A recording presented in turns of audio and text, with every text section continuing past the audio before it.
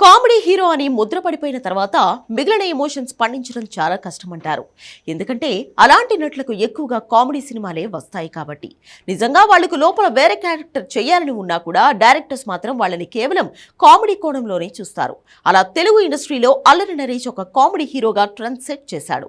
23 ఏళ్ల కెరియర్లో ఎన్నో అద్భుతమైన సినిమాలు చేశాడు ఈయన. 2002లో అల్లరి సినిమాతో ఇండస్ట్రీకి వచ్చాడు నరేష్. ఈవీవి సత్యనారాయణ వారసుడిగా అల్లరి సినిమాతో వచ్చి సంచలనం సృష్టించాడు. ఆ తర్వాత కూడా వరుసగా సినిమాలు చేసి రాజేంద్ర ప్రసాద్ కామెడీకి వారసుడిగా మారిపోయాడు. కొన్నేళ్ల పాటు వరుస విజయాలు సాధించి మినిమం గ్యారంటీ హీరోగా మారిపోయాడు నరేష్.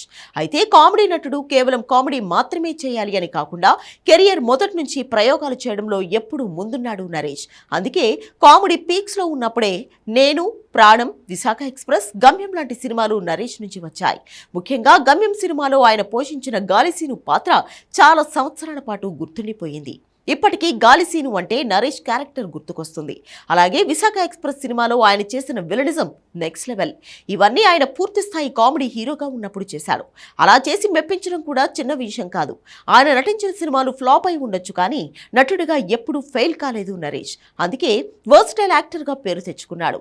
ఈ రోజును కూడా ఏదైనా ఒక ప్రయోగాత్మక పాత్ర ఉంది అంటే దర్శకులు ముందుగా అల్లరి నరేష్ వైపు చూస్తారు.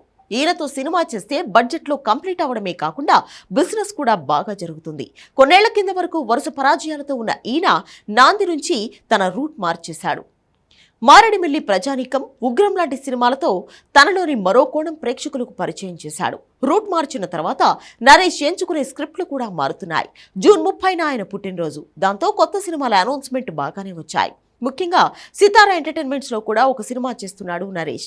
సాధారణంగా పెద్ద హీరోలు, మీడియం రేంజ్ హీరోలతో మాత్రమే నాగవంశీ ఎప్పుడూ సినిమాలు చేస్తూ ఉంటాడు.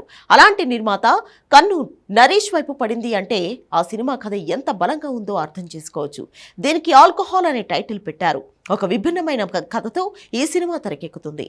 అలాగే పొలిమేర లాంటి సినిమాలు అందించిన డాక్టర్ అనిల్ విశ్వనాథ్ కథ అందిస్తున్న 12A రైల్వే కాలనీ అనే సినిమాను కూడా నటిస్తున్నాడు నరేష్. ఇది కూడా సీరియస్ కథతోనే వస్తుంది.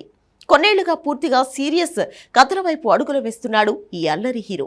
మంచి కథ వచ్చిన రోజు మళ్ళీ కామెడీ సినిమా చేస్తానంటున్నాడు. కానీ వరుసగా అలాంటి కథలు మాత్రం చేయను అని గతంలోనే చెప్పాడు నరేష్. ఇక మీద కేవలం ప్రయోగాత్మక కథలు మాత్రమే చేస్తారని, సీరియస్ సినిమాల వైపు తన అడుగులు పడుతున్నాయంటున్నాడు అల్లరి నరేష్. ప్రస్తుతం కెరియర్ పరంగా చాలా బిజీగా ఉన్నాడు. కథ నచ్చితే క్యారెక్టర్ ఆర్టిస్ట్గా కూడా నటిస్తానని చెప్తున్నాడు. మహర్షి సినిమాలో మహేష్ బాబు స్నేహితుడిగా అత్యంత కీలక పాత్రలో నటించిన నరేష్ నా సామిరంగాలో నాగార్జున పక్కనే ఉంటూ సినిమా విజయంలో కీలక పాత్ర పోషించాడు. ఇప్పటికైతే ఈయన కెరియర్ 3 పువ్వులు 6 కాయలుగా సాగుతోంది. అది అలాగే సాగాలని మనస్ఫూర్తిగా కోరుకుంటూ మరోసారి అల్లరి నరేష్కు జన్మదిన శుభాకాంక్షలు చెబుదాం.